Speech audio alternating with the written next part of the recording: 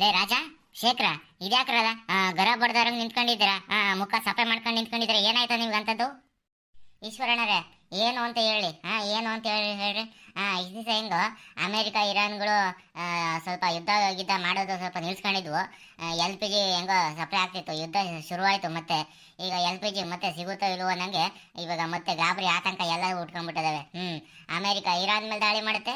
Iran ಈ ಕುವೈತು ಬಹ್ರೇನ್ಗಳಲ್ಲಿ ಅಮೇರಿಕದ ನೆಲೆ ರಾಷ್ಟ್ರಗಳಿದಾವಲ್ಲ, ಮಿಲಿಟ್ರಿ ನೆಲೆಗಳಿದಾವಲ್ಲ, ಅದ್ರ ಮೇಲೆಲ್ಲ ದಾಳಿ ಮಾಡ್ಬಿಟ್ಟು ಧ್ವಂಸ ಮಾಡಿತ್ತಲ್ರಿ ಈಶ್ವರಣ್ಣರೇ. ಇನ್ನು ಮುಂದೆ ಮತ್ತೆ LPG ಸಿಗುತ್ತೋ ಇವ ನಂಗೆ ಗಾಬರಿ ಆಗ್ಬಿಟ್ಟೈತೆ ಅತ್ಲಾಗೆ. ಹಿಂಗೆ ಆ ದೇಶಗಳು ಯುದ್ಧ ಮಾಡ್ತಿತ್ತು ಅಂತಂದ್ರೆ ಜಗತ್ತಿಗೆ ಒಂಥರ ಗಾಬರಿ ಆದಾಗ ಆಗಲ್ವೇ? ತೈಲ ಆತಂಕ ಸೃಷ್ಟಿ ಆಗುತ್ತೆ. LPG ಅಬ್ಬಬ್ಬಬ್ಬ, ಇಲ್ಲಿ ಹಳ್ಳಿಗೇನೋ ಸೌದೆ ಒಲೆ ಹೆಂಗ ಮಾಡ್ಕೊಂತೀವಿ, ಟೌನಾಗಿರೋ ಜನಗಳೆಲ್ಲ ಹೆಂಗೆ ಮಾಡ್ಬೇಕು? ಯಾರು ಕೂಡ LPG ಸಿಗಲ್ಲ ಅಂತ ಹೇಳ್ಬಿಟ್ಟು ಆತಂಕ ಪಡೋ ಅವಶ್ಯಕತೆ ಇಲ್ಲ. ಯಾಕೆಂತಂದ್ರೆ ಭಾರತ ದೇಶ ಈಗ LPGಗೋಸ್ಕರ ಗಲ್ಫ್ ಕಂಟ್ರೀಸ್ನ ಅವಲಂಬನೆ ಮಾಡೋದು ಬಿಟ್ಬಿಟ್ಟಿದೆ. ಇದೆಲ್ಲ ಕರಿಯಪ್ಪ, ಹೊಸ ಸಮಾಚಾರ ಹೇಳ್ತಿದ್ಯಾ? ಕಣೀಶ್ವರಣ್ಣ, ನಾನು ಹೇಳ್ತಿರೋದು ಸತ್ಯ. ಈಗ ಅಮೇರಿಕ ಇರಾನ್ ಮೇಲೆ ದಾಳಿ ಮಾಡಿರೋದು ನಿಜ. ಸೋಮವಾರ ಮಂಗಳವಾರ ಕಂಟಿನ್ಯೂಸ್ ದಾಳಿ ಮೇಲೆ ದಾಳಿ ಮಾಡೈತೆ ಅಮೇರಿಕ. ಹಂಗಾಗಿ ಈಗ ಈಗ ಇರಾನ್ ಏನು ಸುಮ್ಮನೆ ಕೈ ಕಟ್ಕೊಂಡು ಕುತ್ಕೊಂಡಿಲ್ಲ. ಇರಾನ್ ಅಮೆರಿಕದ ಮೇಲೆ ಪ್ರತಿ ದಾಳಿ ಮಾಡ್ಬಿಟ್ಟೈತೆ.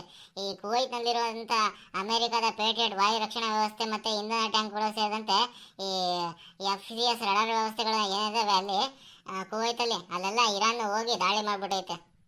ಇರಾನ್ ಕೂಡ ಯಾವುದಕ್ಕೂ ಎದುರೇಟ್ ಹಾಕ್ತಿಲ್ಲ, ಹಿಂದೇಟ್ ಹಾಕ್ತಿಲ್ಲ ಅತ್ಲಾಗೆ. ಅವ್ರದ್ದು ಕೂಡ ರಕ್ಷಣಾ ವ್ಯವಸ್ಥೆ ಬಲವಾಗಿ ಐತೆ. ಈ ಕೊಲ್ಲಿ ಅಂತ ಐತಲ್ಲ, ಅಮೆರಿಕ ಮಿತ್ರ ರಾಷ್ಟ್ರಗಳ ಮೇಲೆ ಇರಾನ್ ದಾಳಿ ನಡೆಸಿದ್ರೆ ಇರಾನ್ 16 ಸೇನಾ ನೆಲೆಗಳ ಮೇಲೆ ದಾಳಿ ಮಾಡಿದಾಗೆ ಅಮೆರಿಕನ ಹೇಳ್ಬಿಟ್ಟೈತೆ. ಇವಾಗ ಏನಾಗ್ಬಿಟ್ಟೈತಪ್ಪ ಅಂತಂದ್ರೆ ಹಾರ್ಮುಜ್ ಜಲಸಂಧಿ ನಿಯಂತ್ರಣಕ್ಕಾಗಿ ಎರಡು ದೇಶಗಳು ಸಿಕ್ಕಾಪಟ್ಟೆ ಒಬ್ಬರ ಮೇಲೆ ಒಬ್ರು ಕಿತ್ತಾಟ ಮಾಡ್ಬಿಟ್ಟಿದಾವೆ. ಇವಾಗ ಹಾರ್ಮುಜ್ ನಮ್ದು ಅಂತ ಹೇಳ್ಬಿಟ್ಟು ಈ ಅಮೆರಿಕ ಅಧ್ಯಕ್ಷ ಡೊನಾಲ್ಡ್ ಟ್ರಂಪ್ ಏನಿದ್ದಾರೆ ಅದನ್ನ ಕ್ಲೋಸ್ ಮಾಡ್ಬಿಟ್ಟಿದ್ದೀವಿ. ಈಗ ಹಾರ್ಮುಜಲ್ಲಿ ಏನು ಓಡಾಡ್ತವೆ ಹಡಗುಗಳು 20% ನೀವು ದುಡ್ಡು ಕೊಡಬೇಕು ಅಂತ ಹೇಳ್ಬಿಟ್ಟು ಅನೌನ್ಸ್ ಮಾಡ್ಬಿಟ್ಟಿದ್ದಾರೆ. ಕಣಲ್ಲ, ನಾನು ಕೇಳಿದ್ದೀನಿ. ಈ ಅಮೆರಿಕ ಇದಲ್ಲ ಇರಾನ್ ಮೇಲೆ ಸಿಕ್ಕಾಪಟ್ಟೆ ದಾಳಿ ಮಾಡ್ಬಿಟ್ಟೈತೆ ಅಂತ ನಾನು ಮೊನ್ನೆ ಪೇಪರ್ನಾಗೆಲ್ಲ ಓದ್ತಿದ್ದೆ. ಇರಾನ್ನ ಡಜನ್ ಗಟ್ಟಲೆ ಏನು ಗುರಿಗಳ ಮೇಲೆಲ್ಲ ಅಮೆರಿಕ ಸೇನೆ ಕೇಂದ್ರ ಕಮಾಂಡ್ ಐತಲ್ಲ, ಅದೆಂತ ಸೆಂಟ್ಕಾಮ್ ಅಂತಲೇ ಕರಿತಾರಪ್ಪ. ಅದು ಈ ಇರಾನಿನ ಇದು ವಾಯು ರಕ್ಷಣಾ ವ್ಯವಸ್ಥೆಗಳು, ರಡಾರ್ ನೆಲೆಗಳು, ಕ್ಷಿಪಣಿ, ಡ್ರೋನು, ಸಂಗ್ರಹಾರಗಳು ಮತ್ತೆ ಏನು ಸಣ್ಣ ಸಣ್ಣ ದೋಣಿಗಳು ಬರ್ತಾವಲ್ಲ, ಅದ್ರ ಮೇಲೆಲ್ಲ ಹೋಗಿ ದಾಳಿ ಮಾಡ್ಬಿಟ್ಟೈತೆ. ಅಮೆರಿಕ ಇರಾನ್ ಇದ್ರ ಮೇಲೆಲ್ಲ ದಾಳಿ ಮಾಡ್ಬಿಟ್ಟೈತೆ ನೋಡಪ್ಪ. ಇಷ್ಟೊಂದು ದಾಳಿ ಆಗ್ಬಿಟ್ಟೈತೆ. ಅಷ್ಟೇ ಅಲ್ಲ ಈಶ್ವರಣ್ಣ, ಇರಾನಿನ ಹಾರ್ಮೋಜ್ಗಾನು, ಖುಜಸ್ತಾನು ಮತ್ತು ಮಾರ್ಕಜ್ ಪ್ರಾಂತ್ಯಗಳು ಅಂತ ಏನಿದಾವೆ ಅದ್ರ ಮೇಲೂ ಕೂಡ ಅಮೆರಿಕ ದಾಳಿ ಮಾಡ್ಬಿಟ್ಟೈತೆ. ಖುಜಸ್ತಾನದ ಮಹಲ್ನಲ್ಲಿ ಕೃಷಿ ನೀರು ಪಂಪಿಂಗ್ ಸ್ಟೇಷನ್ ಅಂತ ಐತೆ, ಅಲ್ಲಿ 2 ಸತ್ತಾಗಿದ್ದಾರೆ, 4 ಜನ ಗಾಯಗಳಾಗವೆ. ಆಮೇಲೆ ಸಿಸ್ತಾನ್ ಬಲೂಚಿಸ್ತಾನ್ ಪ್ರಾಂತ್ಯಗಳು ಕೂಡ ಅಲ್ಲಿ ಅಮೆರಿಕ ದಾಳಿ ಮಾಡ್ಬಿಟ್ಟೈತೆ. ಸರಿಯಪ್ಪಣ್ಣ, ಈಶ್ವರಣ್ಣ, ಬರೀ ಅಮೆರಿಕ ಇರಾನ್ ಮೇಲಲ್ಲ, ಇರಾನ್ ಏನು ಸುಮ್ಮನೆ ಇಲ್ಲ. ಹಂಗಾಗಿ ಇರಾನ್ ಪ್ರತಿ ದಾಳಿ ಮಾಡ್ಬಿಡೈತೆ. ಅಮೆರಿಕ ದಾಳಿಗೆ ಪ್ರತಿ ದಾಳಿಯಾಗಿ ಇರಾನ್ ಏನು ಮಾಡ್ಬಿಡೈತೆ, ಬಹ್ರೇನು, ಕುವೈತು, ಜೋರ್ಡಾನು ಮತ್ತೆ ಬೇರೆ ಬೇರೆ ಪ್ರದೇಶಗಳಲ್ಲಿ ಏನು ಅಮೆರಿಕ ಸೇನಾ ನೆಲೆಗಳಿದಾವಲ್ಲ ಅಲ್ಲಿ ಅದ್ರ ಮೇಲೆ ದಾಳಿ ಮಾಡ್ಬಿಡೈತೆ. ಇರಾನ್ನ ಇಸ್ಲಾಮಿಕ್ ರೆವಲ್ಯೂಷನರಿ ಗಾರ್ಡು ತಾನು, ಜೋರ್ಡಾನು, ಬಹ್ರೇನು ಮತ್ತು ಕುವೈತ್ನಲ್ಲಿರೋ ಅಮೆರಿಕ ಮಿಲಿಟರಿ ಸೇನಾ ನೆಲೆಗಳು ಏನಿದಾವೆ ಅದ್ರ ಮೇಲೆಲ್ಲ ಡ್ರೋನ್ ಕಾರ್ಯಾಚರಣೆ ಮಾಡಿ ಅಲ್ಲಿ ವಾಯುನೆಲೆ ಮೇಲೆ ದಾಳಿ ಮಾಡೈತೆ. ಅದರಿಂದ ಅಲ್ಲಿ ಏನು ಇಂಧನ ಟ್ಯಾಂಕ್ಗಳು, ಕಾರ್ಯತಂತ್ರದ FCF ರಡಾರ್ ವ್ಯವಸ್ಥೆ ಎಲ್ಲ ನಾಶ ಆಗೋಗ್ಬಿಟ್ಟದವಲ್ಲಿ. ಏನು ದಾಳಿಗೆ ಪ್ರತಿ ದಾಳಿಯಾಗಿ ಮಾಡ್ಬಿಟ್ಟಿರಲ್ಲ ಇರಾನು, ಹಂಗಾಗಿ ಇದು ಕಣ್ಣಿಗೆ ಕಣ್ಣು ಅಂತ ಹೇಳ್ಬಿಟ್ಟು ಅವ್ನು ಟೈಟ್ಲು ಕೊಟ್ಬಿಟ್ಟೈತೆ. ಹಂಗಂತ ಇರಾನ್ ಸೇನೆ ಆಗ್ಬಿಟ್ಟು IRGC ಹೇಳ್ಕೊಂಡೈತೆ. ಈ ಹೇಳಿಕೆಗಳು ನಿಜ ಅಂತ ಹೇಳ್ಬಿಟ್ಟು ಸ್ವತಂತ್ರವಾಗಿ ಪರಿಶೀಲನೆ ಯಾರಿಗೂ ಸಾಧ್ಯ ಇಲ್ಲ ತಪ್ಪ. ಒಟ್ಟು ದಾಳಿಗೆ ಪ್ರತಿ ದಾಳಿ ಆಗಿರೋದಂತೂ ಸತ್ಯ. ನಾವು TV ಚಾನಲ್ನಾಗೂ ನೋಡಿದ್ದೀವಿ, ಸೋಷಿಯಲ್ ಮೀಡಿಯಾದಾಗೂ ನೋಡಿದ್ದೀವಿ, ಪತ್ರಿಕೆನಲ್ಲೂ ಓದಿದ್ದೀವಿ. ಬಂದೆ ಅಲ್ಲಿಗೆ ಬಂದೆ. ಈಗ ಹಾರ್ಮೋನ್ ಜಲಸಂಧಿ ಬಂದಾದರೂ ಈ ನಮ್ಮ ಭಾರತ ದೇಶಕ್ಕೆ ಯಾವುದೇ ರೀತಿ ತೈಲ ಆತಂಕ ಆಗಲ್ಲ ಅಂತ ಹೇಳ್ಬಿಟ್ಟು ಅವಾಗ ಹೇಳ್ತಿದ್ದೆ. ಹೆಂಗಣ ಆಗಲ್ಲ, ಹೆಂಗಾಗಲ್ಲ ಹೇಳು ಒಂಚೂರು. ಈ ಅಮೆರಿಕ ಮತ್ತು ಇರಾನ್ ದೇಶದ ಏನು ಯುದ್ಧ ನಡೀತೈತಲ್ಲ ಅದರಿಂದ ಹಾರ್ಮೋನ್ ಜಲಸಂಧಿ ಮತ್ತೆ ಪುನಃ ಬಿಕ್ಕಟ್ಟಿನ ಕೇಂದ್ರವಾಗಿ ಮಾರ್ಪಾಡಾಗ್ಬಿಡೈತೆ. ಯಾಕೆಂತಂದ್ರೆ ಇಲ್ಲಿ ವಿಶ್ವದ 20% ತೈಲ ಏನು ಇವಾಗ ಇರಾನ್ನಿಂದನೇ ಎಲ್ಲ ಕಡೆ ದೇಶಕ್ಕೂ ಬೇರೆ ಬೇರೆ ದೇಶಕ್ಕೆಲ್ಲ ಸರಬರಾಜು ಆಗುತ್ತೆ. ಈ ಶೇಕಡ 20ರಷ್ಟು ಇದು ತೈಲ ಪೂರೈಕೆ ಈ ಯಾರ್ಮು ಜಲಸಂಧಿ ಮುಖಾಂತರನೇ ಮಾಡೋದ್ರಿಂದ ಇವಾಗ ಇರಾನ್ ಈ ಯಾರ್ಮು ಜಲಸಂಧಿನ ಮುಚ್ಕೊಂಡ್ಬಿಡೈತೆ.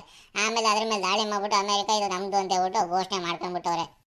ಅದಕ್ಕೆ ನಮ್ಮ ದೇಶ ಭಾರತ ದೇಶ ಏನು ಮಾಡ್ಬಿಟ್ಟೈತೆ, ಈ ಕಳೆದ 90 ದಿನ 3 ತಿಂಗಳಿಂದ ಭಾರತ ಏನು ತನ್ನ ಕಚ್ಚಾ ತೈಲ ಆಮದು ತಂತ್ರವನ್ನು ಸಂಪೂರ್ಣವಾಗಿ ಬದಲಾಯಿಸ್ಕೊಂಡ್ಬಿಟ್ಟೈತೆ. ಯಾಕೆ ಹೇಳೋ, ಇವಾಗ ಹಾರ್ಮುಜ್ ಜಲಸಂಧಿ ಇದು ಕ್ಲೋಸ್ ಆಗ್ಬಿಡ್ತು ಅಂತಂದರೆ ಮತ್ತೆ ನಮಗೆ LPG ಪೂರೈಕೆ ಆಗಲ್ಲ, ಮತ್ತೆ ಸಿಕ್ಕಾಪಟ್ಟೆ ರೇಟ್ ಆಗ್ತದೆ. ಬುಕ್ ಮಾಡಿ 15-20 ದಿನ ಕಾಯಬೇಕು. ಈ ರೀತಿ ಪರಿಸ್ಥಿತಿ ಎಲ್ಲ ಅನುಭವಿಸಿ ಭಾರತ ದೇಶ ಒಳ್ಳೆ ತೀರ್ಮಾನ ತಗೊಂಡ್ಬಿಟ್ಟೈತೆ. ಹಂಗಾಗಿ ಏನು ಮಾಡೈತಪ್ಪ ಅಂತಂದರೆ, ಈ ಭಾರತ ದೇಶ ಇರಾಕ್ನಂಥ ದೇಶಗಳಿಂದ ದೀರ್ಘಕಾಲದ ಒಪ್ಪಂದಗಳ ತೈಲ ಒಪ್ಪಂದ ಮಾಡ್ಕೊಂಡಿತ್ತು.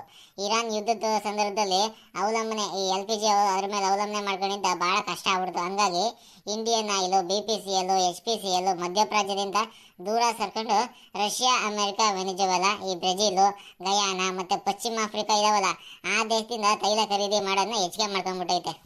ಈ ಜುಲೈ ತಿಂಗಳಲ್ಲಿ ರಷ್ಯಾದಿಂದ ಸುಮಾರು 27 ಲಕ್ಷ ಬ್ಯಾರಲ್ ತೈಲ ಆಮದು ಮಾಡ್ಕೊಂಡಿದೆ.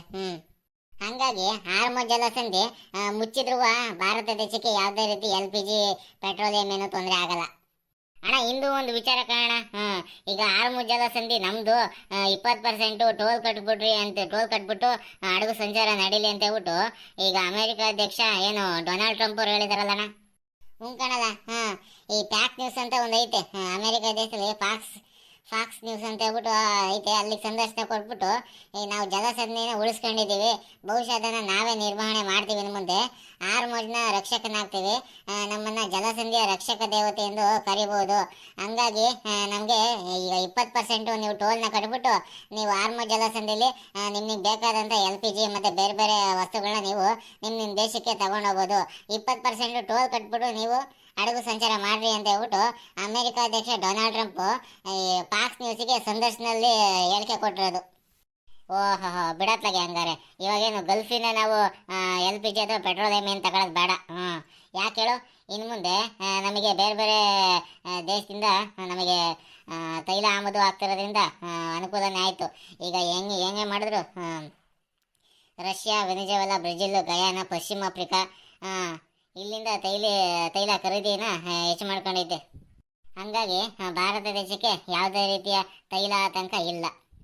ಹೌದು ಕಾರಣ, ಸುಮ್ಮನೆ ಯುದ್ಧದ ಮೇಲೆ ಯುದ್ಧ ಮಾಡ್ತಾ ಇತ್ತು ಅಂತಂದರೆ ಬರೀ ದುಡ್ಡು ವೇಸ್ಟ್ ಆಗುತ್ತೆ ಹೊರತು ಇರೋಬರ ಸಂಪತ್ತು ಎಲ್ಲ ನಾಶ ಆಗೋಗುತ್ತೆ, ಮತ್ತು ಆಮೇಲೆ ಡೆವಲಪ್ಮೆಂಟು ಕಷ್ಟ ಆಗುತ್ತೆ. ಬರೀ ಯುದ್ಧಕ್ಕೆ ದುಡ್ಡು ಸುರಿದು ಹೋದ್ಲಾಗೆ ಬೇರೆ ಬೇರೆ ಕ್ಷೇತ್ರದಲ್ಲಿ ಅಭಿವೃದ್ಧಿ ಮಾಡೋದು ಕಷ್ಟ ಆಗ್ಬಿಡುತ್ತೆ. ಕಾರಣ, ನೀವು ಹೇಳ್ತಿರೋದು ಸರಿಯಾಗಿ ಐತೆ ಅತ್ಲಾಗೆ. ಹಂಗಾರೆ ಭಾರತ ದೇಶ ಏನು ಇವಾಗ ತೈಲ ಆತಂಕ ಏನು ಬರಲ್ಲ ಬಿಡತ್ಲಾಗೆ. ಹಂಗಂತ ಹೆಂಗೆ ಬೇಕೋ ಹಂಗೆ ಮಿತಿ ಇಲ್ದಂಗೆ ಬಳಸಬಾರ್ದು. ನಾವು ಎಷ್ಟು ಬೇಕೋ ಅಷ್ಟು ಮಾತ್ರ ಉಪಯೋಗಿಸ್ಬೇಕು. ಹೌದು, ಕರಿಯಪ್ಪಣೆ ಹೇಳ್ತಿರೋದು ಕರೆಕ್ಟು. ಹಂಗಾಗಿ ಇವಾಗ ನಾವು ಪಬ್ಲಿಕ್ ವೆಹಿಕಲ್ನ ಜಾಸ್ತಿ ಯೂಸ್ ಮಾಡೋದ್ಲಾಗೆ ಈಗ ನಾವು ಎಕ್ಸೆಲ್ನಾಗ ಓಡಾಡೋದು, ಹೀರೋ ಹೊಂಡದಾಗ ಓಡಾಡೋದು ಸ್ವಲ್ಪ ಕಡಿಮೆ ಮಾಡಿಬಿಟ್ಟಿದ್ದೀನಿ. ಈಗ ಒಂದು 4-5 ತಿಂಗಳು ಹೋಗಲಿ.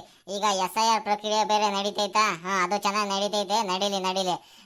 ಎಲ್ಲರಿಗೂ ಕೂಡ ಯಾವುದೇ ಸರ್ಕಾರಿ ಯೋಜನೆಗಳಿಂದ ವಂಚಿತರಾಗಬಾರ್ದು. ಎಲ್ಲರಿಗೂ ಕೂಡ ಮತ ಪರಿಷ್ಕರಣೆ ಒಳ್ಳೆ ರೀತಿಯಲ್ಲಿ ಆಗಬೇಕು. ಅಷ್ಟೇ ಅಲ್ಲ ಕಣ್ಲ ಲೇ ದುಬೈ ರಾಜ, ಈ ದೇಶ ನಡುವೆ ನಡೀತೈತಲ್ಲ ಯುದ್ಧಗಳು, ಆ ಯುದ್ಧಗಳು ಶಾಶ್ವತವಾಗಿ ನಿಂತು ಬಿಡಬೇಕು. ಎಲ್ಲ ದೇಶಗಳು ಪರಸ್ಪರ ಸೌಹಾರ್ದಯುತವಾಗಿ ಒಳ್ಳೆ ರೀತಿ ವ್ಯಾಪಾರ ಸಂಬಂಧನ ಚೆನ್ನಾಗಿ ಇಟ್ಕೊಂಡು ಹೋಗ್ಬೇಕಷ್ಟೇ. ಏನೇ ಮಾಡಿದ್ರು ದೇಶದ ಅಭಿವೃದ್ಧಿ ಆಗಬೇಕು ಹೊರತು ಒಂದು ಮತ್ತು ಇನ್ನೊಂದು ದೇಶಗಳ ನಡುವೆ ಯುದ್ಧ ಆಗೋದನ್ನ ತಪ್ಪಿಸ್ಬೇಕು ಆದಷ್ಟು. ಇದ್ಮೇಲೆ ಎಲ್ಲ ದೇಶಗಳು ಪರಸ್ಪರ ಸೌಹಾರ್ದಯುತ ವ್ಯಾಪಾರ ಸಂಬಂಧ ಚೆನ್ನಾಗಿ ಇಟ್ಕೊಂಡು ಹೋಯ್ತು ಅಂತಂದರೆ ಯಾವುದೇ ರೀತಿ ಯುದ್ಧ ಆಗಲ್ಲ. ಕರೆಕ್ಟು ಕೂತ್ಕೊಂಡು ಮಾತಾಡಿದ್ರೆ ಎಂಥ ಸಮಸ್ಯೆ ಕೂಡ ಬಗೆಹರಿದೋಗ್ಬಿಡ್ತವೆ. ಈಗ ಸುಮ್ಮನೆ ಈಗ ನಾನೇ ಶ್ರೇಷ್ಠ, ನಾನೇ ಎಲ್ಲ ಅಂತ ಹೇಳ್ಬಿಟ್ಟು ಮಾತಾಡ್ತಿದ್ದೆ, ಹೇಳಿಕೆ ಕೊಡ್ತಾ ಹೋಗ್ತಿದ್ರೆ ಅಂಥ ಮಾತುಗಳಿಂದಾನೇ ಇವಾಗ ಯುದ್ಧಗಳು ಆರಂಭ ಆಗ್ತವೆ, ಜಗಳಗಳು ಆರಂಭವಾಗ್ತವೆ. ಇದರಿಂದ ಈ ದೇಶದಲ್ಲಿರೋ ನಾಗರಿಕರು, ಪ್ರಜೆಗಳ ಮೇಲೆ ಸಿಕ್ಕಾಪಟ್ಟೆ ತೆರಿಗೆ ವಿಧಿಸ್ಬಿಟ್ಟು ಅವ್ರ ಹಣ ತಲಾದಾಯ ವೇಸ್ಟ್ ಆಗ್ತಾ ಬರುತ್ತೆ. ಕಷ್ಟಪಡ್ಬೇಕಾಗಿರೋದು 1 to double ಕಷ್ಟಪಡಬೇಕಾಗುತ್ತೆ. ಹಂಗಾಗಿ ಯಾವುದೇ ರೀತಿ ಸಿಟ್ಟು, ಕೋಪ, ತಾಪ ಇದೇನಾದ್ರು ಬಂತು ಅಂತಂದರೆ ಅದು ಮನುಷ್ಯನ ದೌಡೆಗೆ ಮೂಲ ಆಗ್ಬಿಡುತ್ತೆ. ಕರೆಕ್ಟಾಗಿ ಹೇಳಿದೆ ಕರಿಯಪ್ಪಣ, ಕರೆಕ್ಟಾಗಿ ಹೇಳಿದೆ. ಆದಷ್ಟು ಬೇಗ ಅಮೆರಿಕ ಮತ್ತೆ ಇರಾನ್ ದೇಶಗಳು ಆದಷ್ಟು ಬೇಗ ಯುದ್ಧ ನಿಲ್ಲಿಸ್ಬಿಡ್ಲಿ. ಪ್ರಪಂಚ ಸ್ವಲ್ಪ ತಣ್ಣಗಾಗುತ್ತೆ. ಇದರಿಂದ ಎಲ್ಲ ದೇಶಕ್ಕೂ ಪ್ರತ್ಯಕ್ಷವಾಗೋ ಪರೋಕ್ಷವಾಗೋ ಒಳ್ಳೇದಂತೂ ಆಗುತ್ತೆ. ಈ ಯುದ್ಧ ಮಾಡೋದ್ರಿಂದ ಸುಮ್ಮನೆ ದುಡ್ಡು ವೇಸ್ಟು, ಮಿಲಿಟ್ರಿದು ಟೈಮ್ ವೇಸ್ಟು. ಪರಸ್ಪರ ಸೌಹಾರ್ದಯುತ ಸಂಬಂಧನ ಮತ್ತೆ ಬೆಳೆಸ್ಕೋಬೇಕು ಅಂತ ಹೇಳ್ಬಿಟ್ಟು ನಾನು ಈ ಮೂಲಕ ಮನಗಾಣ್ತೀನಿ. ನೋಡ್ರಪ್ಪ, ನೋಡ್ರಿ, ನಮ್ಮ ಕುರಿಗಾಯಿ ಶೇಖರಪ್ಪನವರು ಸೌಹಾರ್ದಯುತ ಸಂಬಂಧ ಎಲ್ಲ ದೇಶಕ್ಕೂ, ಈ ಭೂಮಿ ಮೇಲೆ ಏನೇನು ದೇಶಗಳು ಇದಾವೆ 193 ದೇಶಗಳು ಪರಸ್ಪರ ಸೌಹಾರ್ದಯುತ ಸಂಬಂಧ ಪ್ರತಿ ದೇಶಕ್ಕೂ ಒಳ್ಳೆಯದು. ಇದನ್ನ ನಾವು ಫಾಲೋ ಅಪ್ ಮಾಡ್ತಾ ಹೋಗ್ತಿದ್ರೆ ನಿಜವಾಗ್ಲೂ ನಮಗೆ ಒಳ್ಳೆಯದೇ ಆಗುತ್ತೆ. ನಿಮ್ಗೇನಾದರೂ ಈ ವಿಡಿಯೋ ಇಷ್ಟ ಆಗಿದ್ರೆ ವಿಡಿಯೋನ ಶೇರ್ ಮಾಡಿರಿ, ಲೈಕ್ ಮಾಡಿರಿ, ಕಮೆಂಟ್ ಮಾಡಿರಿ. ನಮ್ಮ ಮಲ್ನಾಡ್ ಮಗ ಯೂಟ್ಯೂಬ್ ಚಾನಲ್ನ ನೀವೇನಾದರೂ ಸಬ್ಸ್ಕ್ರೈಬ್ ಮಾಡ್ಕೊಂಡಿಲ್ಲ ಅಂದರೆ ಈ ಕೂಡಲೇ ಸಬ್ಸ್ಕ್ರೈಬ್ ಮಾಡಿರಿ.